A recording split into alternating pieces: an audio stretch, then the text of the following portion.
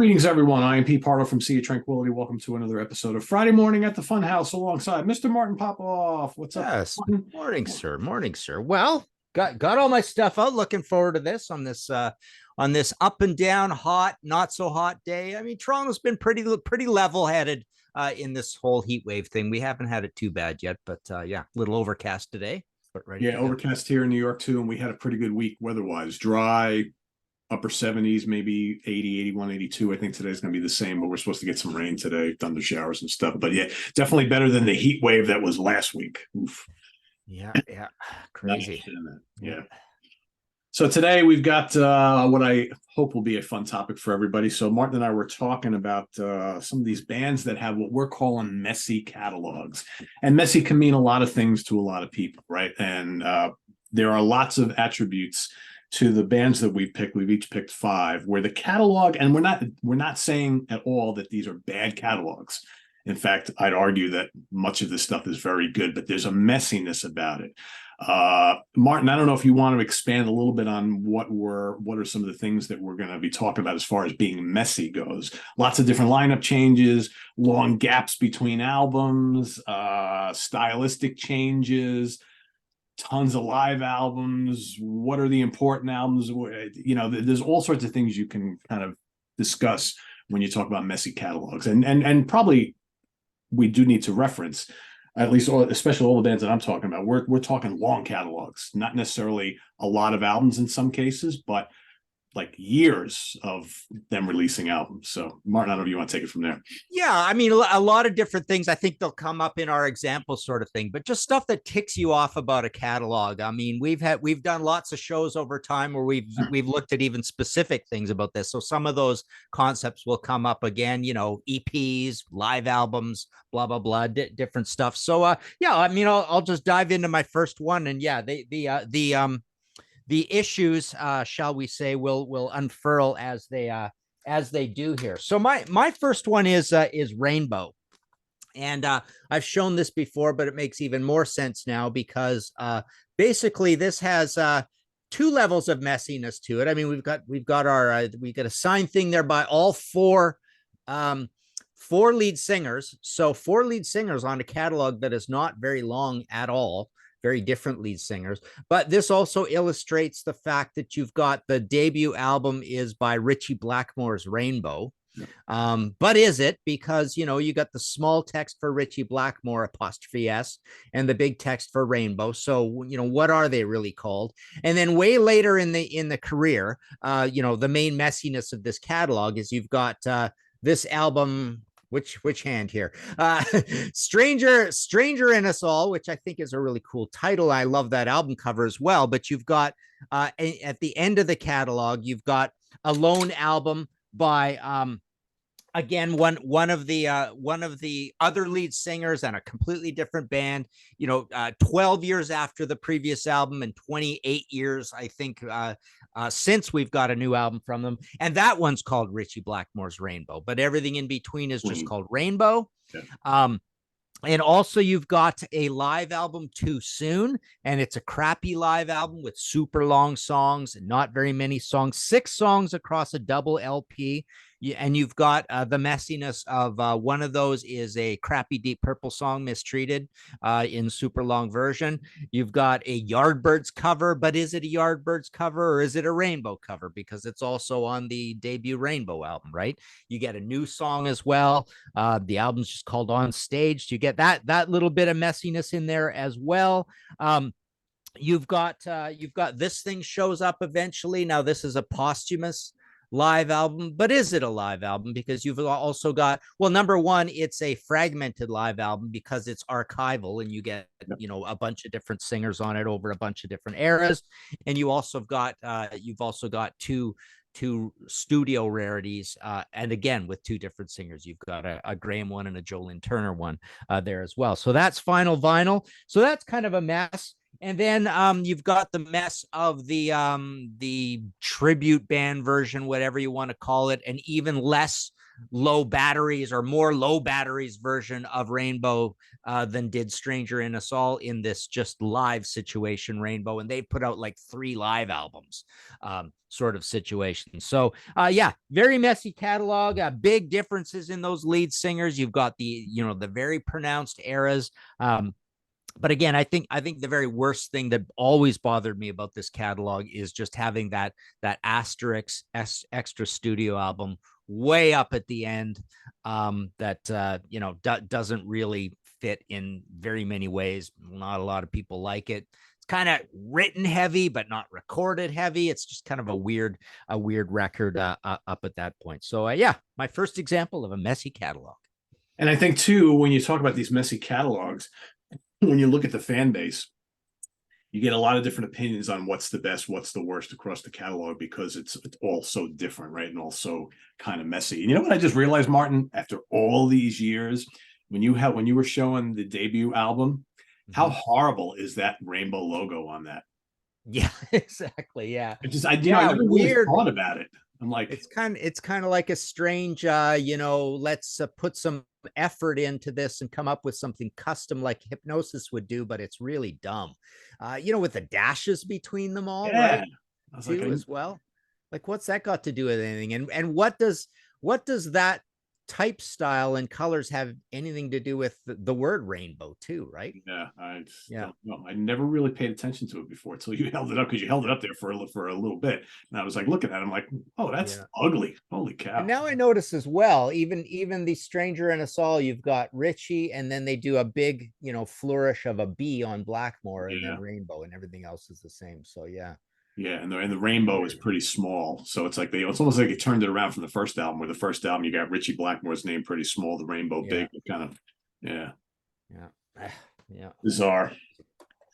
All right, geez, where to start here? All right, I'm going to start with the Allman Brothers here.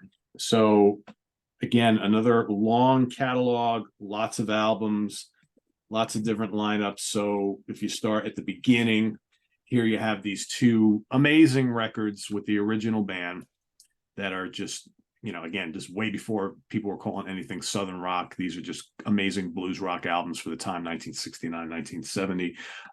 The original band, these albums did not set the world on fire, but the band started really making a name for themselves on the live circuit. So, of course, as history goes to show, and you talked about having the Rainbow on Stage live album, they had a live album too early. You could kind of say that about the Allman Brothers as well. However, in the Allman Brothers case, that live album at the Fillmore was the album that broke them.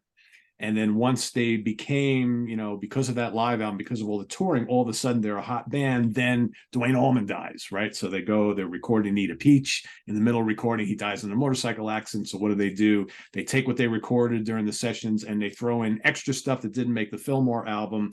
And here you have this weird kind of half studio, half live album, right? As great as it is, just kind of weird. Then they decide not to replace Duane, so Dickie Betts is going to kind of take the reins. They do Brothers and Sisters to lots of acclaim, but this doesn't sound anything like those albums, because now I guess you have Greg, who's kind of, in his grief of what happened to his brother. And then, of course, we lose their bass player, of course, in addition, Barry Oakley. And this is more kind of like a country rock album, right? And it's very much a Dickie Betts album. So it's completely different stylistically. Then the drugs come in, then we get all these weird albums like this and like this, which don't sell all that well, don't really have any hit singles. They're kind of uninspired, and they label this the kind of the really bad drug years, the cocaine years. So you get all these messy albums. And while all this is going on, you start to see these like live albums pop up, and then some of them come out much later from this time period. Then you have a whole big gap in the 80s where the band's basically non-existent. Greg is off hanging around with Cher and making weird albums with Cher and doing all these strange appearances. He throws out a couple solo albums here and there. Dickie Betts puts together his own band. You got Sea Level is happening, which is the rhythm section, this kind of like Southern jazz rock band, whatever. And then at the end of the 80s, band, it's their big anniversary. It was 20 years at the time. Yes, they released a big box set. They reconfigured themselves. They add Warren Haynes and Alan Woody. You got the new version now, the Allman Brothers Band. Now all of a sudden it's like, oh, the Allmans are back again. And they released this string of really, really great albums that arguably are as good as the early stuff. And when you really think about it, here's the weird thing about this, Martin. It's like, you know, everybody looks at those first couple of albums as that's the classic Allman Brothers. But then you had all this kind of weirdness in between. And then, you know, when you really listen to these eras back to back, I'd argue that these 4 albums are as strong as the initial 4 albums. And that's, again, that's just me. But then you have the Allman Brothers Band now appealing to not only the original followers, but a new breed of like jam band fans, right? Because jam music all of a sudden in the 90s, all of a sudden started to pick up steam. And, you know, Southern rock is still around, but it's kind of, you know, not as big as it used to be. And they've become the elder statesmen of this whole scene. But while all this is happening, at this point in time, they're releasing live albums like it's going out of style. And to the point where by the time like this album comes out, there's already a big gap between the one that came before it, but there's like 3, 4, 5 live albums that have already come out. And then they stopped recording new music after this. I'm losing track here. And, you know, there are any number of live albums you can get from the Allmans. And even when Greg dies and the Allmans are no more, they're still releasing live albums. So it's almost like when you come to the catalog of the Allman Brothers, you're like, all right, do I investigate the studio albums or do I investigate the live albums? Because arguably they were always known as a live band. So then it becomes more like, why bother with any of this when I can just get a handful of their live albums? Or I can buy all the live albums, because then it's like the Grateful Dead thing all over again. It's like, well, the real great stuff for the Allman Brothers is you got to go get this show and that show and that show and this show. And then it becomes this ridiculous deep dive into live album collecting from a band that is primarily known as a great live act. So messy because there's a lot of studio stuff, but maybe, you know, what people might be more interested in investigating is some of the great live albums. And then what do you decide? How many live albums to get? Which are the right ones? Do I just stick with the Fillmore? But if you just do that, you miss out on all the stuff from the 90s and beyond. I don't know, Martin. It's so damn confusing. So yeah, messy catalog, great catalog. Don't get me wrong, but very, very messy. I would think it must be tough to discover the Allman Brothers Band in 2023 and figure out where the fuck do I go with this band, right? Yeah. It's not hard for me because I've been a fan forever, but yeah, so kind of messy. Yeah, a funny thing about the live album thing. So when I write all these books, right, and you get to the back and you're maybe going to put in a discography, right? And it's like sometimes you don't want to include the live albums at all. Or, you know, do you list all the songs? If there's way too many, you don't want to list all the songs. You just list the live albums. If there's not many live albums, you just put them in the chronology of the studio albums. You know, it always drives me nuts as well. And not just for the writing of the books, but in my head as being an old guy, it's like, it's funny. It's like, if a band releases a live album and they film it and put it on a DVD, it like lessens the you know, the officialness of the live album as a live album, right? Especially if they put them together and then you don't know what to call the thing, right? It's like, oh, is this a live DVD? Is this part of their videography or is this part of their audio, you know, their discography, right? Yeah. And so, yeah, you get them combined, you get them coming out at the same time, you get them one coming out decades before the video version of it comes out. So it's funny. It's like, why is it just because if they happen to film the thing and put it out, I don't consider a legitimate live album anymore? Yeah, because that's a live video. Because it's different. Yeah. And, you know, and the other thing that happens, of course, is the difference between the old days and the new days, where a live album was more of an event and it was part of the catalog. Yes. And it was in most cases not archival. It was recorded on that tour or close enough. So it just felt part of the chronology and it didn't happen all that often. You know, they would never put into, you know, 2 in a row or whatever, or 3 in a row kind of thing. And that's a great point. And I didn't mention that. I'm so happy you brought that up. So with as far as the Allmans go, so for the early era, that Live at the Fillmore is seen as the definitive live Allman Brothers album. But, you know, Martin, in recent years, they have released like 3 or 4 live albums that came from that same tour or the one before it that are like, oh, this was recorded a week before the Fillmore shows. It was 4 months after the Fillmore shows. It was a year before the Fillmore shows. Their first appearance at the Fillmore before the live album. So now all of a sudden you got all these live albums, and are any all that much better than the others? Arguable. We have it imprinted in our brain that the Fillmore is the definitive. But now, if you really go listen to some of these other ones they've come out with, they're all definitive, right? They're all great because the band they were so hot back then. So it's almost like it takes away from that original classic live album because you've now released all this other stuff from the same time period. And it's going to keep coming out, right? Or let's not just forget when you expand the exact same show, which happens a lot too, right? Right. Just, oh, here's the extra tracks from that show, and it's now okay. Well, is the original album, is it lesser now because of it, right? In some cases, it's more like I like the Who live at Leeds. I mean, that original live album was just a handful of songs and a single album, right? And then they released the deluxe edition, which had everything else that was played on it, the whole Tommy, and so now you got like this 2 CD set. And to me, I always thought Live at Leeds was tremendous, the original version, but I always like, well, where's the rest of it? Where's all their original songs? There's a couple covers and half-hour version of My Generation, whatever, and then you get the full-blown one, and now it becomes like the true double live album it probably always should have been. So that's like a rare case of now it's better. But I totally agree with you. Sometimes when you throw in all the extra stuff, it's not. Yeah. All right, my second example today is Alice in Chains. So obviously they have a big roadblock to deal with in that their lead singer dies, but they've got the absolute classic early albums. Dirt and Facelift make total sense. The catalog is not messy. All of a sudden, though, they've got the Sap EP, 5 songs, 1992, 20 minutes. It goes gold. An acoustic EP. So not only is it messy because it's an EP, EPs drive me crazy. I just do not like their existence, right? But so not only is it that, but now it's off to when you don't plug in and everybody's doing this and it's recorded super seriously in the studio, are these serious songs? So all of a sudden you got that to deal with. Jar of Flies EP comes out in 1994, 7 songs, 31 minutes. So now all of a sudden you're dealing with, is this an EP? Is it a short album? That's annoying you.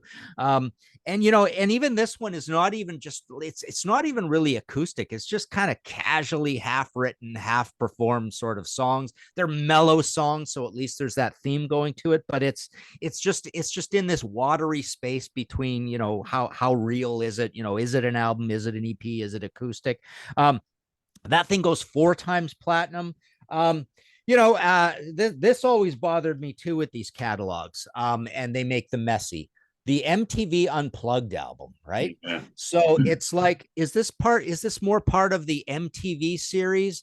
It's not really, you always hear that there's like, it's complicated putting the deal together and who has the rights to this and that. So that's always sort of distracting you. Also along with the fact that it is an acoustic live thing. So is it a real live album? Is it not?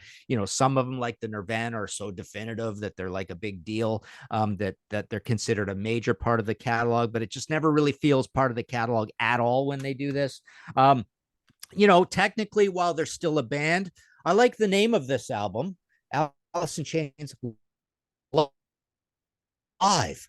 It's like, that's the other thing that drives me crazy about the messiness in catalogs. Live albums have very complicated titles sometimes that just drive me crazy with the punctuation, all that, and the subtitle, the main title, is the band part of the title of the album and stuff. I hate that as well. But yeah, the funny thing about live, or not funny exactly, but so Lane Staley dies in 2002. But this is 2000, so it's kind of like the band still exists, but the band hasn't been really doing anything. And are they broken up? Are they not broken up? So that's kind of messy.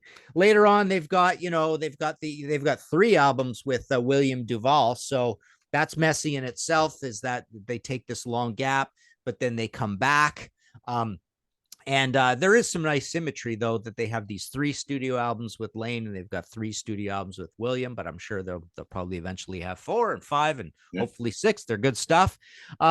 Yeah, but the other kind of small asterisk on messiness is that Jerry Cantrell is also a singer for the band, and he's the key writer. So it's actually a nice thing. It's like a tidiness versus messiness that William Duval doesn't have to shoulder all the blame or the credit or whatever you want to call it, or the onus of being like the only lead singer, because Jerry's always been there. And then also there's a little bit of messiness that in that those Jerry Cantrell solo albums. I love them. I mean, they basically are like honorary Alice in Chains albums in I a was going way. to say, yep.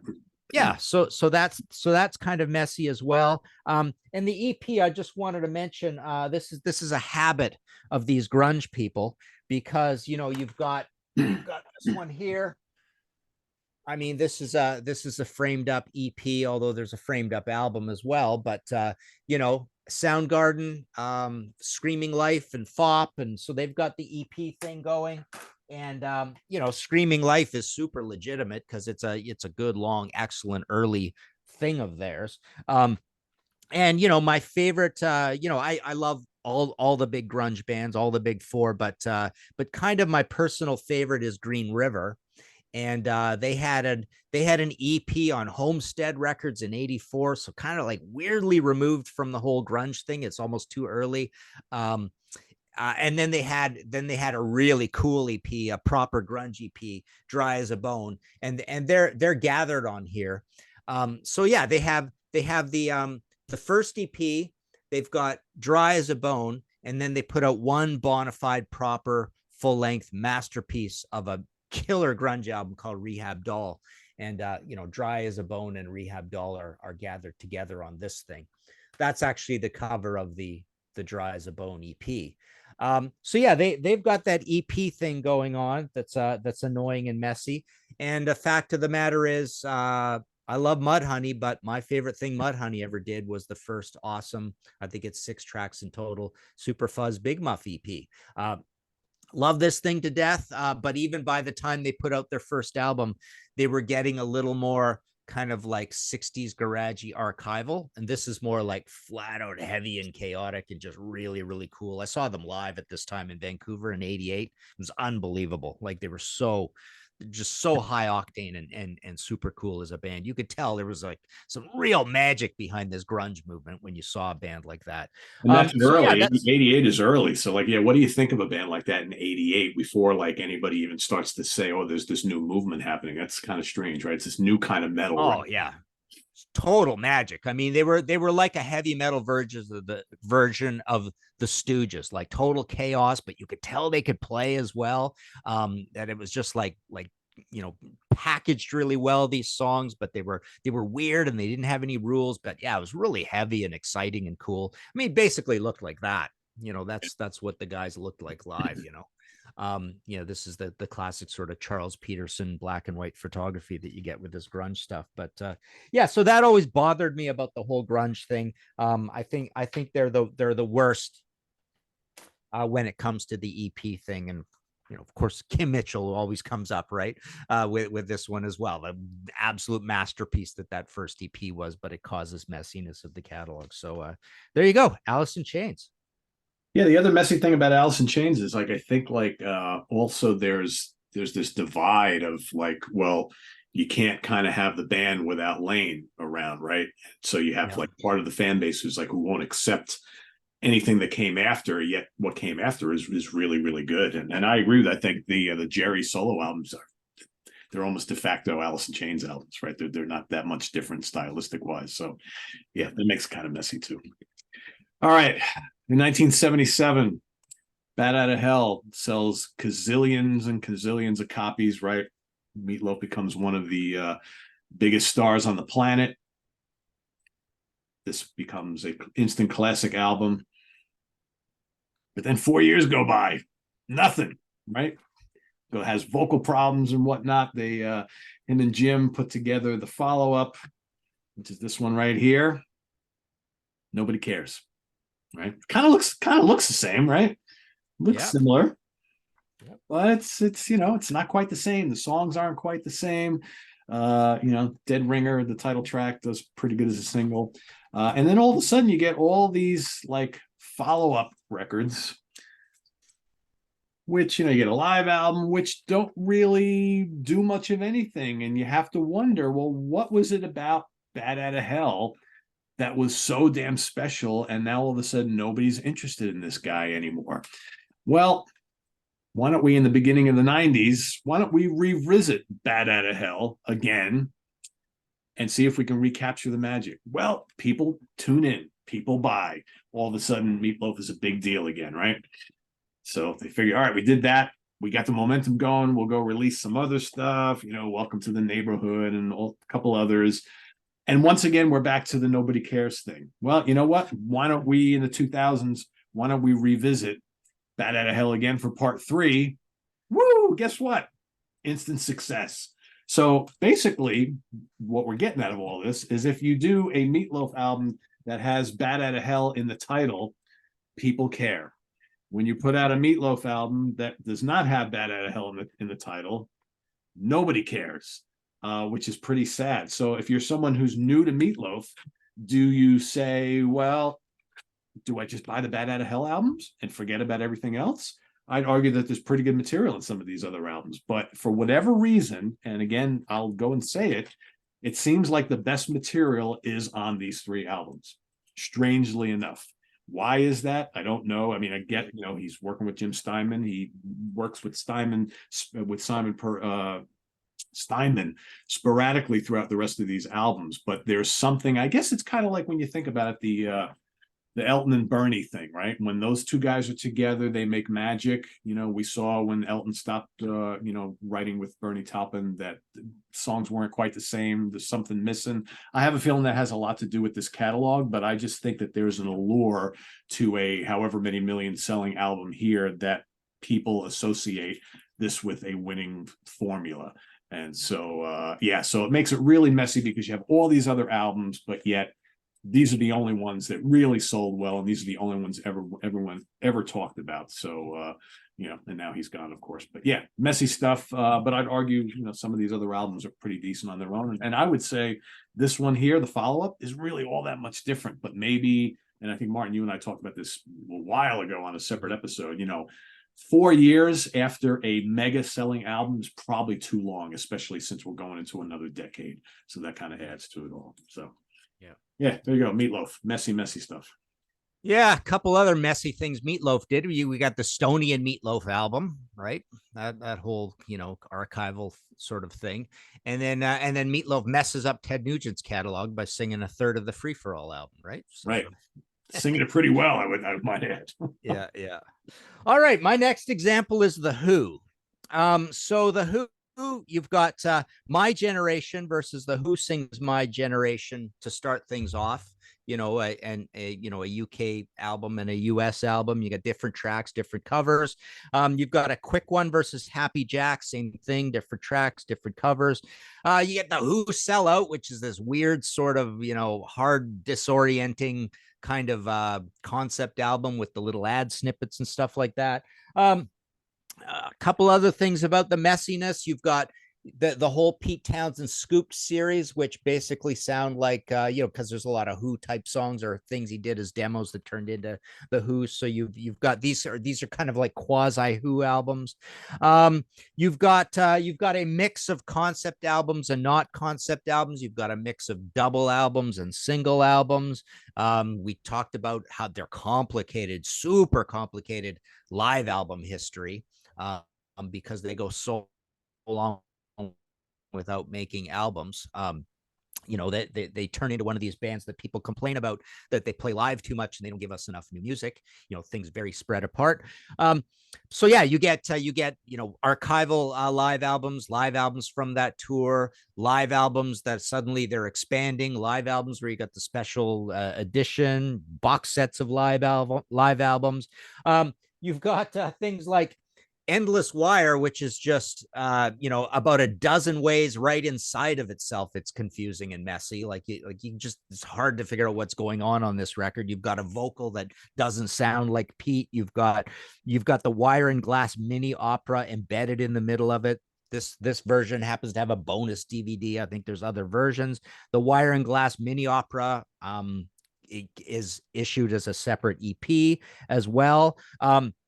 You've got Quadrophenia. I've got a Quadrophenia, big fancy Quadrophenia book coming out later this month to celebrate 50 years. But you've got Quadrophenia, which is not confusing in itself. It's just a really cool self-contained 1973 album.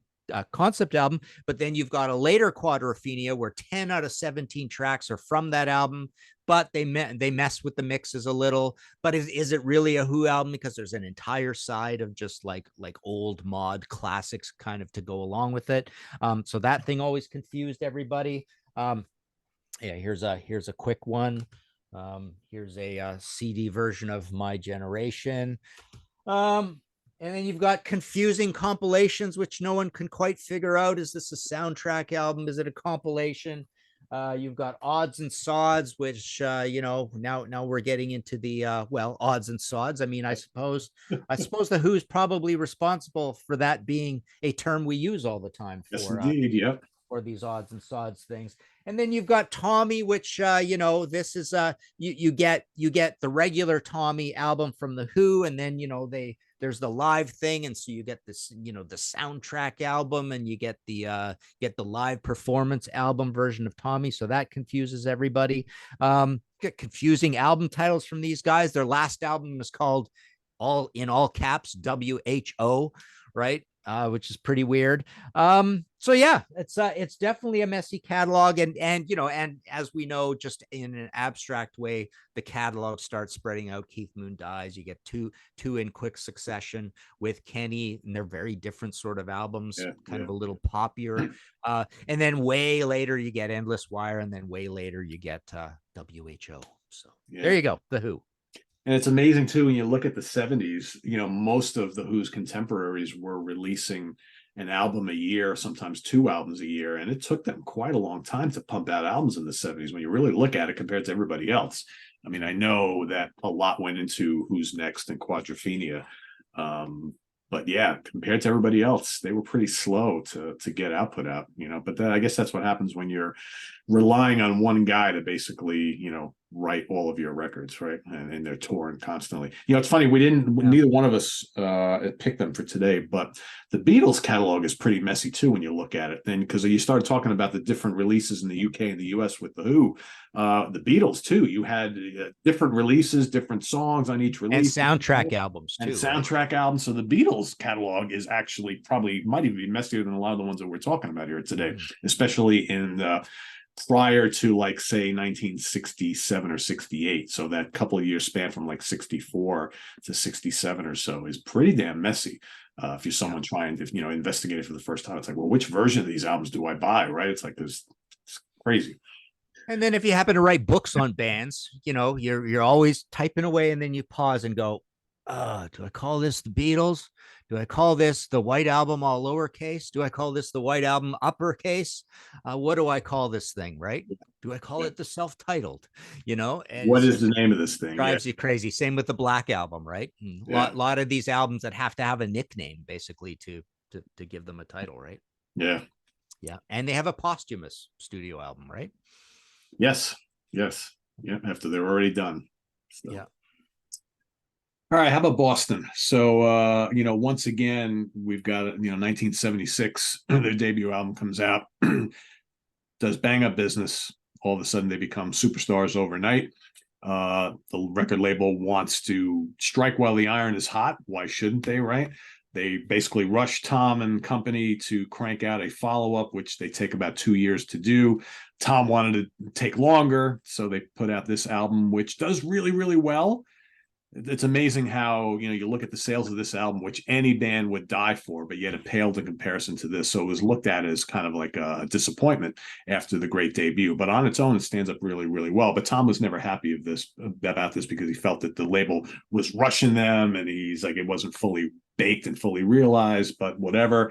And then, of course, we've got the long wait. So here's where it all starts. So then Third Stage comes out like 8 years later. And the band is not really a band anymore. He's been in the studio tweaking this and tweaking that and redoing this and overdubbing this. And so basically you've got Brad on vocals and Tom and a cast of characters, or does he do everything on there? Nobody knows. It still does really well, but it kind of it sounds very cold in comparison to the first two albums.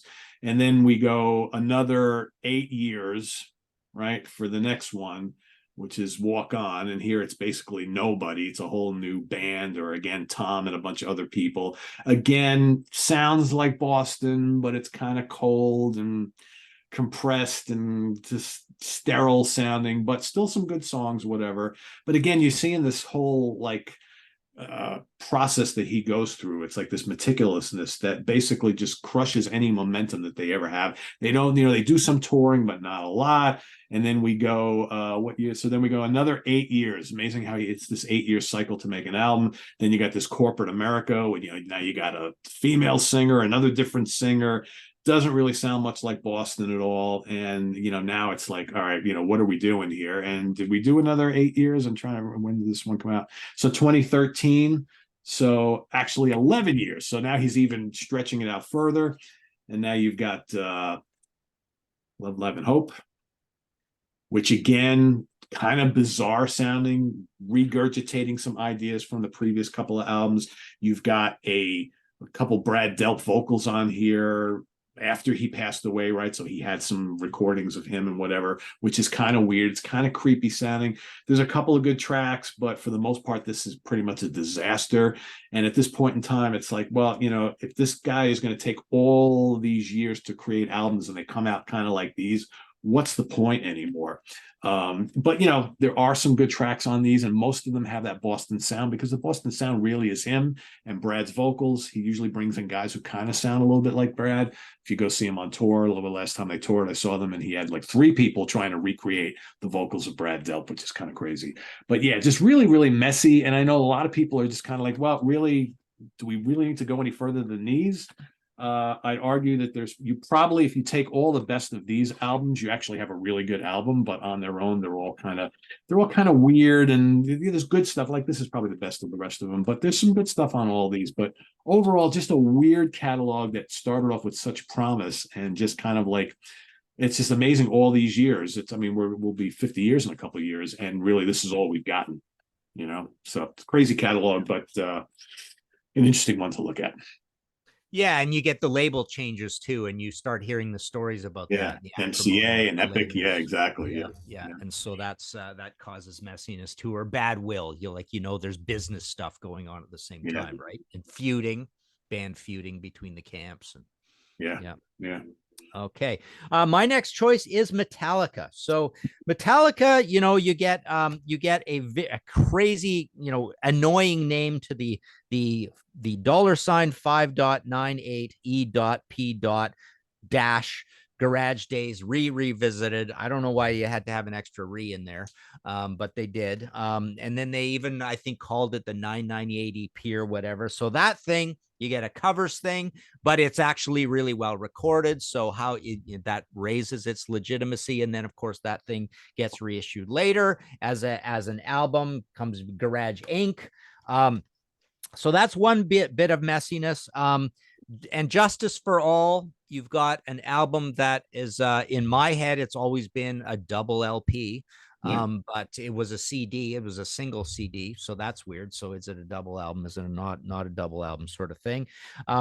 You've got the load reload situation where you've got these 2 albums that come out, relatively close together, and they're related. And it's the weird title with, an R and then small e and then big L again. And that's annoying.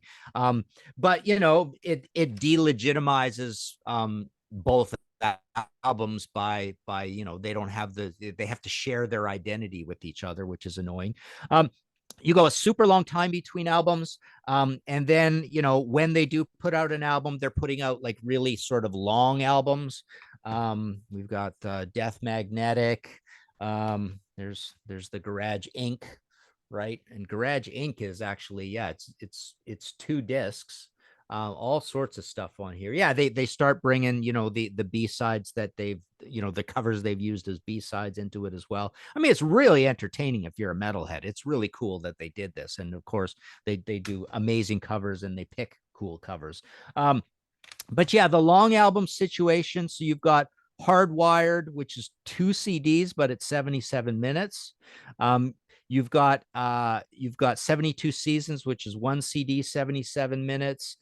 You've got hang on, Hardwire, yeah, Death Magnetic, 1 CD, 75 minutes. So it's a band that weirdly, I guess it's like they don't know how long an album should be, or they just build up their creativity and put out a super long album. But as soon as you do that, you're in for that criticism that it's too long, and then they double down and make it worse for themselves by having the songs being too long and having too many riffs in them, doing that Iron Maiden thing. So the debate starts like, well, why didn't you just put out a kick-ass shorter album, spread these songs out a little? So you get that happening with these guys as well. You've got the dreaded classical live album situation. Is it a live album? Kiss Symphony, live in Melbourne. Kiss Alive 4. Is it really Kiss Alive 4? But yeah, so this S&M situation, which, doesn't do the band any favors, I don't think. And you get little extra songs along the way. Lords of Summer. You also get stuff like this. You get Death Magnetic, but you also get Beyond Magnetic. So you get 4 more studio songs. So all of a sudden that could have been 2 albums, 2 albums separated by a year. How much more excitement would there be if Metallica had done that? Lots, I would argue. And you get Lulu, a collaboration album with Lou Reed. Yeah. So now, is that a Metallica album or is it not? Those things are always annoying. You get Live Shit, Binge, and Purge, which is like, it's almost like it's too long a live album. You can't store it anywhere because it's this big thing. It's got this crazy title that is just annoying. It mixes video with audio, so now all of a sudden does it part of the videography? Is it part of the discography? So yeah, very, very messy catalog over the years. Doesn't start out that way. You get boom, album, 3 amazing albums, but it starts to unravel, I guess, a little bit with Injustice for All, where it's like, we forgot how long an album's supposed to be. We have no idea what this thing is, sort of thing. And then you get another, bona fide perfect little album in the Black Album, which again, we got that title problem, title messiness. Yes. Yeah. But yeah, they have some weird titles, like, Hardwired ... to Self-Destruct. I'm looking at the spine of this, and it's like, it's just like, hang on, let's see if we can get that knot shining on it. Maybe we can't. But yeah, it's just Hardwired. Actually, well, that's interesting. So on one spine, it's Hardwired in italics, essentially, ... no spaces, to self-destruct. And then on the other spine, because it's broken up like this, it's Hardwired on one line, ... and then to self-destruct on the next line. So even that's messy. And of course, you've got a song called Hardwired. So they're doing that thing where you've got title tracks that aren't exactly the name. Not of really the, a title track, right? It's close. Yeah, the not reallys. Yeah. So yeah, definitely a messy catalog. It's kind of interesting, though. I feel like Metallica's messiness of the catalog is part of their ethic to always be trying to do things different. They do a lot of different things throughout their career, and eventually they tick off all the boxes of doing all the different things, like the stupid classical album. But yeah, it's like it's part of almost like their rule breaking ethic of being a band so set apart from everybody else that they don't have to follow the rules, and they certainly don't with this weird release schedule, essentially. Yeah.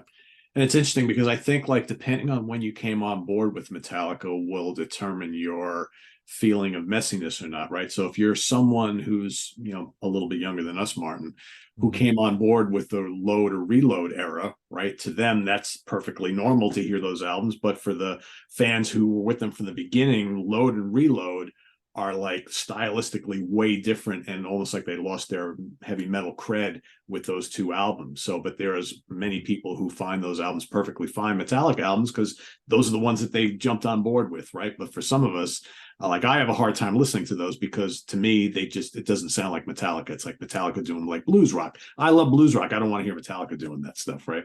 So yeah, it's kind of weird. It's there's different points that you can kind of jump on or off with them, and depending on when you did. So Yeah. messy.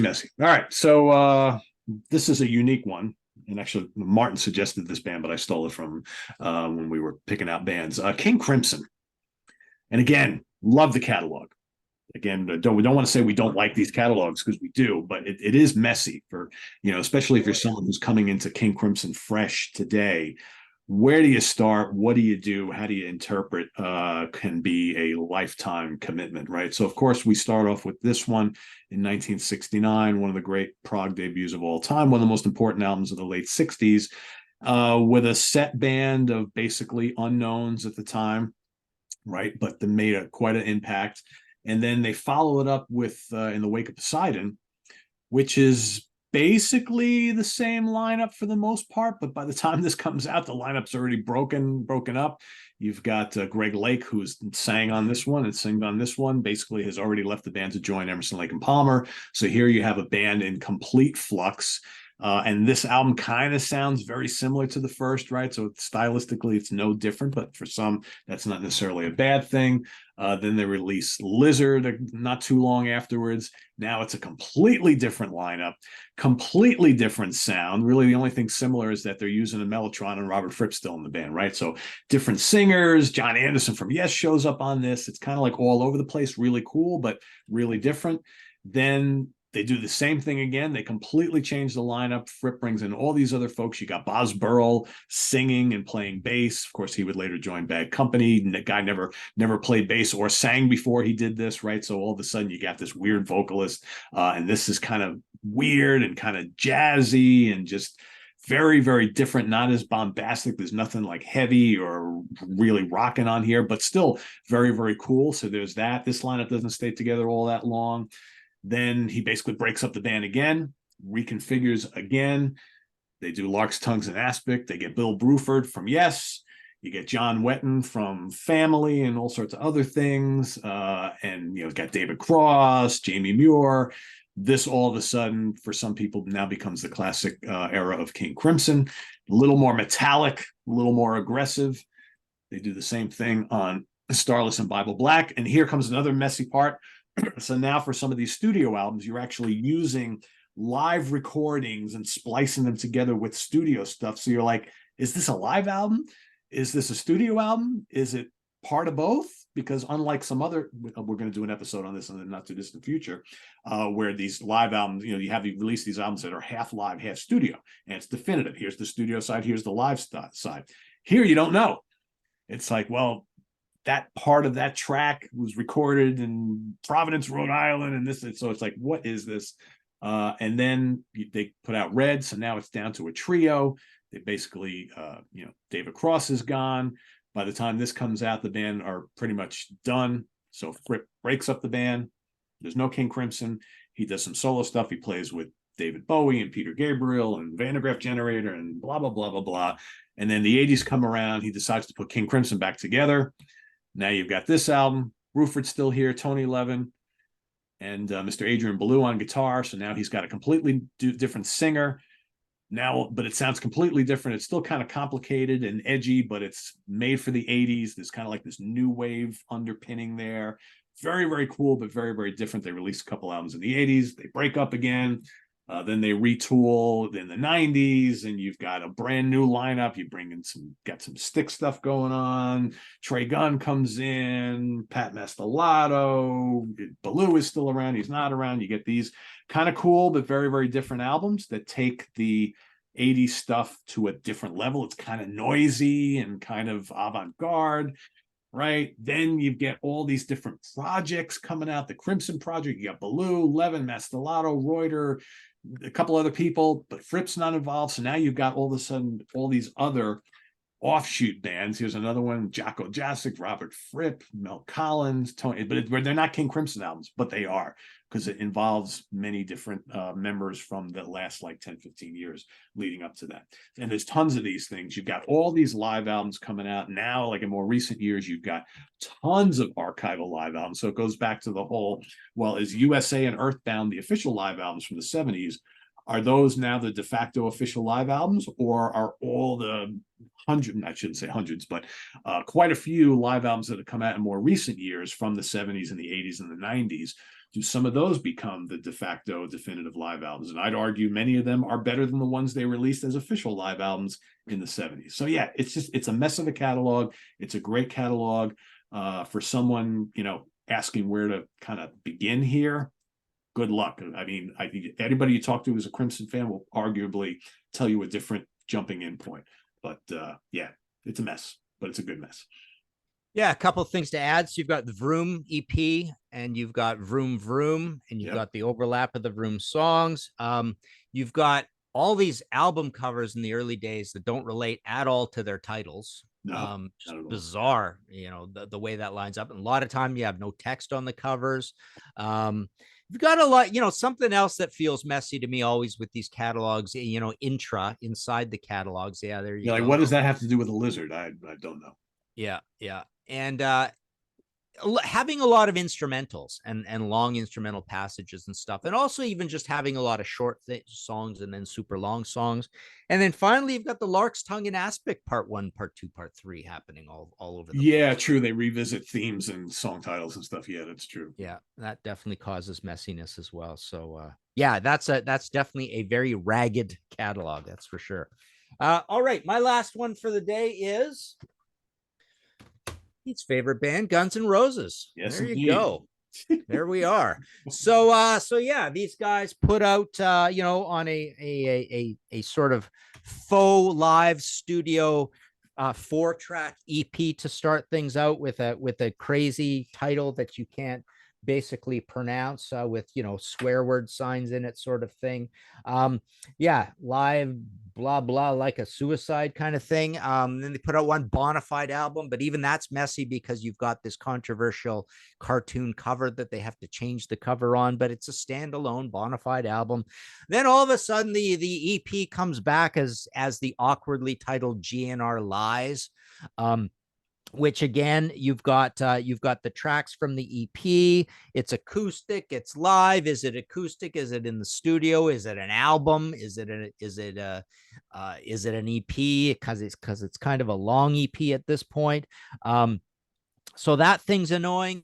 And then all of a sudden it's like, when is Guns N' Roses going to put out a new album? Well, then they eventually come back with 2 albums on the same day, Use Your Illusion 1 and Use Your Illusion 2, September 17th, 1991. It's basically 76 minutes plus 76 minutes. So again, and it's actually 30 songs exactly. So they could have put out 3 albums that would have been 50 minutes long.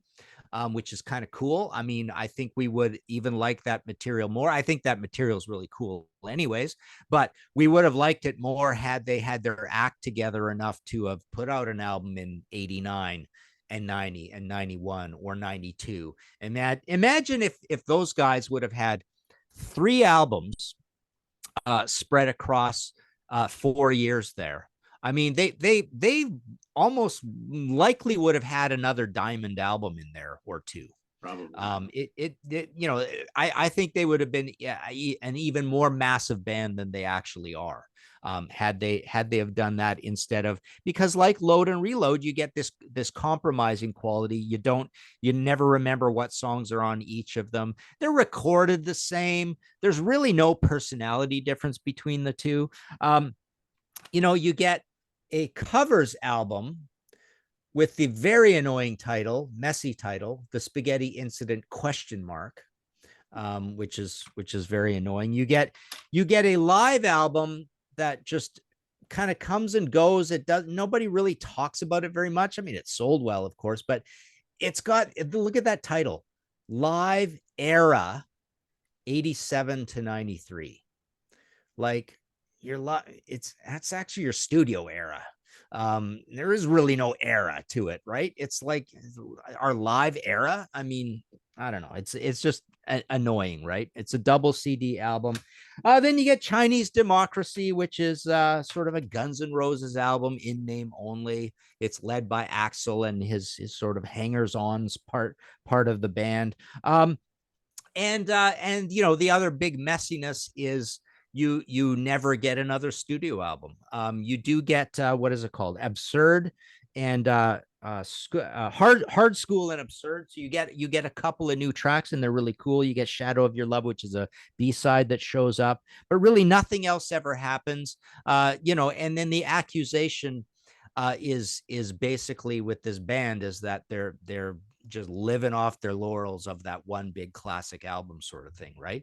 And I would almost argue that that on another level, if you were to be kind to Guns N' Roses, I would say they're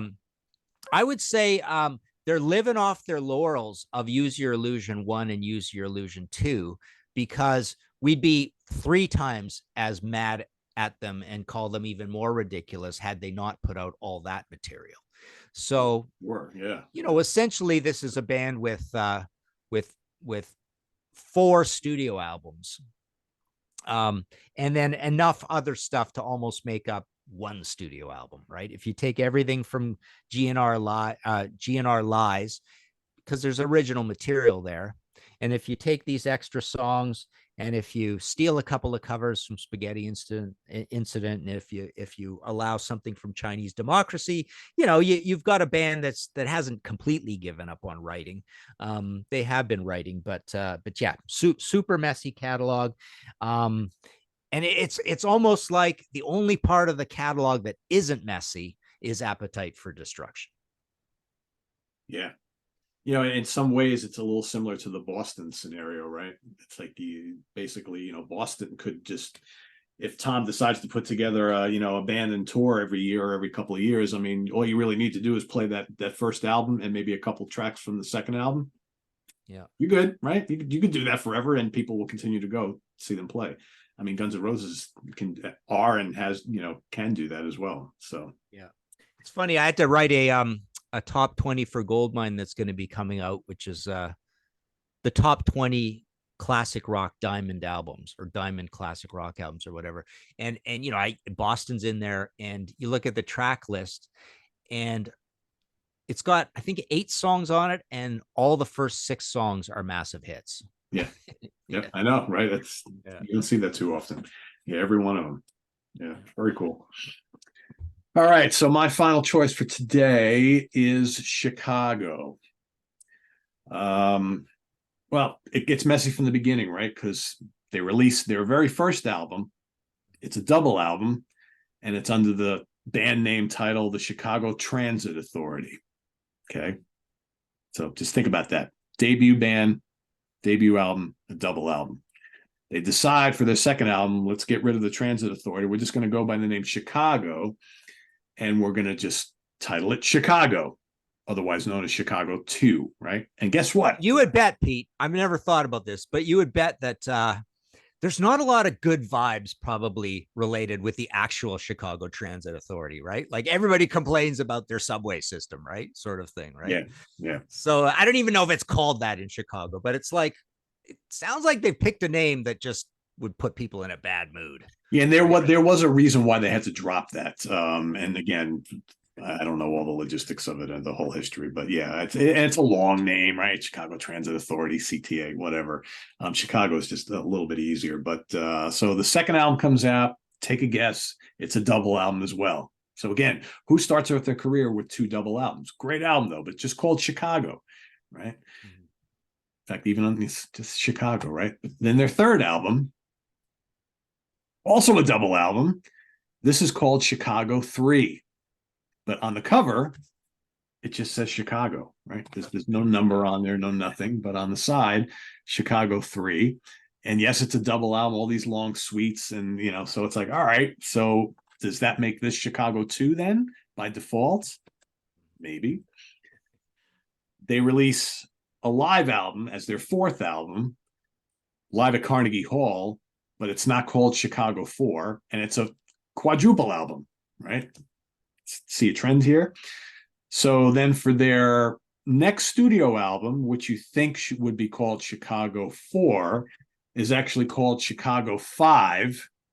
And it's a single album, but again, nothing other than the logo on the front. But on the side, Chicago V, Chicago 5, right? So, but again, so they're counting the quadruple live album as their 4th album. Chicago 6 comes out, also a single album, just the logo on the front. Of course, Chicago 6. Chicago 7, again, no surprise, just the logo. This is back to the double album once again. And it's like half of it's like kind of like normal Chicago rock, jazz, pop stuff. And then the rest of it's like instrumental jazz fusion material. So kind of a little strange there. Chicago 8, once again, you've only got the logo with the bird, no number. All right.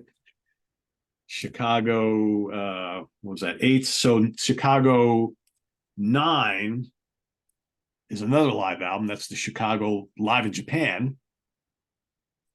Then we go back to Chicago 10, which is otherwise known as the Chocolate Bar album. Again, no nothing on the album to delineate anything except there. Chicago 11. These are all single albums, by the way.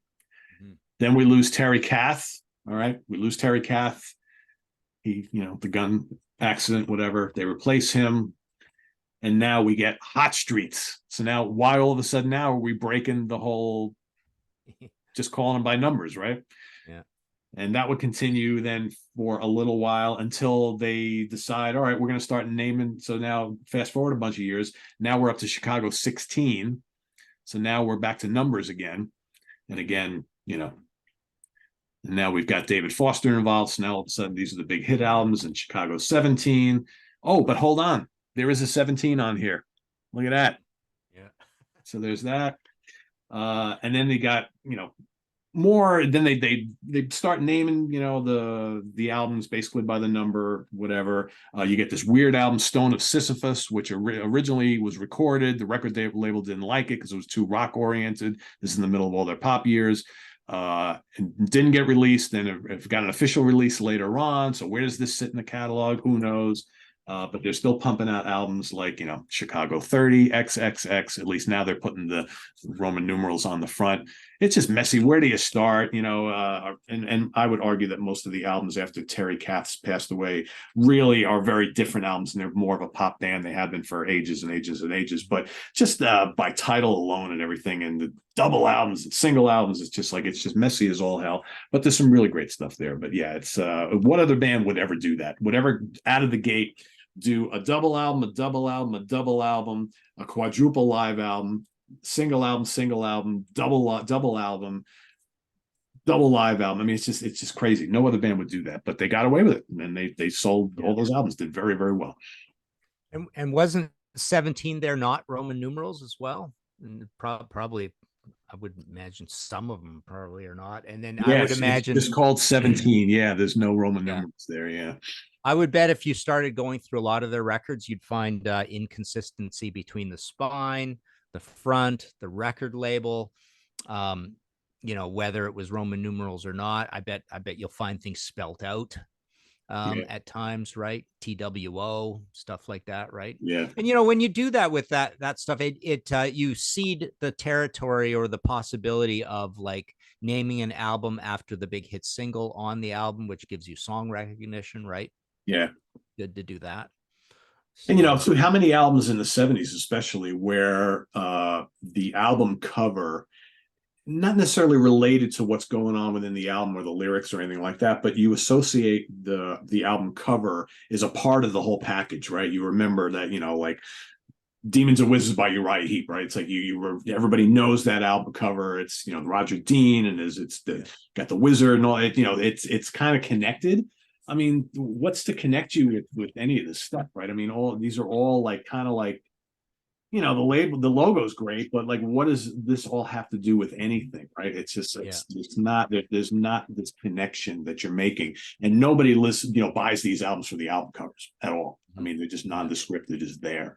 Never mind, there's great music included in most of them, but yeah, it's just really crazy, really messy. Wow, cool, nice one. Yeah. Martin's favorite band, Chicago, by the way. Absolutely, yeah. I don't have a lot to say about them. I know.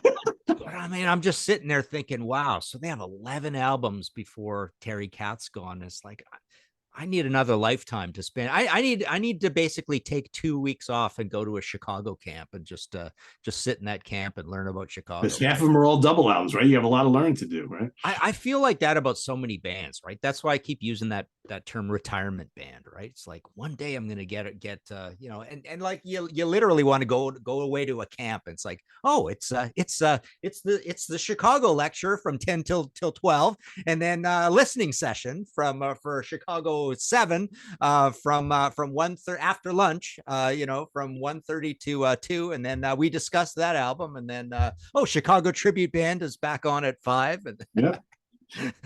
Meanwhile, Martin would be sitting in the third session and be like, "Oh, that's a great Terry Kath guitar solo. I like that. Oh, there's those fucking horns again. God damn it." Exactly. I'm depressed, right? Yeah. Horns. Yeah. I always say that horns make me depressed. 60s, yeah. Especially in 60s music. Well, in any music, man. I don't know what it is, but when those horns start coming out of those Blood, Sweat, and Tears songs and stuff, or what's that? Electric Flag, 5-man electrical band. I don't know. Yeah, just drives me nuts. Yeah. Or Flute. Oh my God. I know you don't like flute. Yeah. Flute. I got to say, back when I was a lot younger, I didn't like horns and flute and all that stuff either. I've grown to really appreciate a good horn section. But not every band utilizes it correctly. I think Chicago was one of the best at doing that, but it's not for everybody. So I fully realize that.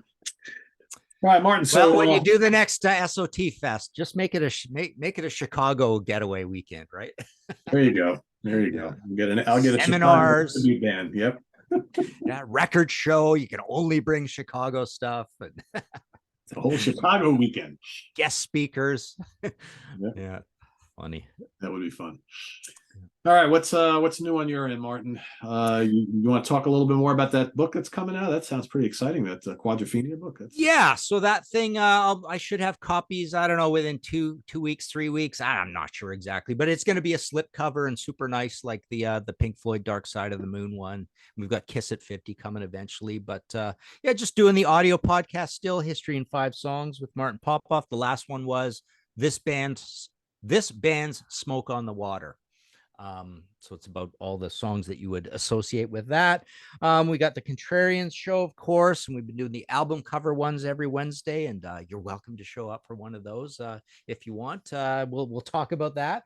But yeah, that's been going, and of course, martinpopoff.com, and continuing in my series of picking one old book from my 30-year anniversary, The Rainbow. I love this book. I really stand by this as one of the better rock biographies. And why? Because it's been through the ringer twice. So it came out on Metal Blade back in like 2006 or something like that. And it's been, redone, re-edited, updated, new interviews added. So it's a nice big thick book. So you can get that at martinpopoff.com. And yeah, that's all the stuff. Cool. What do we got going on here? Well, of course, in just a couple hours, we'll be doing the next episode of the Professor's Picks. So join Ken Golden and I as mainly he talks about some of the new releases that are coming out today. Friday, of course, is new release day. So come check that out at 3:00 p.m. Eastern Standard Time. And then we've got, of course, it's the first Friday of the month, right? So we've got 4 Fusion Friday happening tonight, 8 p.m. Eastern Standard tonight. So join George Lemay, Eric Porter, and myself as we'll be talking about 4 classic live fusion albums and kind of giving our feedback on those and how we kind of rank them. So that's happening tonight. And then on Sunday, we've got ranking the albums. Steve and Reed will be joining me for this episode, and we'll be ranking the catalog of the great British neo-prog band Pendragon. So we've got 11 studio albums. So we'll be ranking those on Sunday. So tune into that. And of course, next week we've got, what is next week? In the Prog Seat is next week. So we'll be doing our album study theme, and that album that we'll be analyzing and dissecting is Obscured by Clouds by Pink Floyd. So that's coming up on Tuesday. So till then, visit us on the web at www.seatranquility.org. We're on Facebook, we're on YouTube, all together all the damn time. See you next Friday here at the Funhouse alongside Mr. Martin Popoff. And for Martin, I am Pete. Have a good weekend, everybody. Take care. Bye-bye.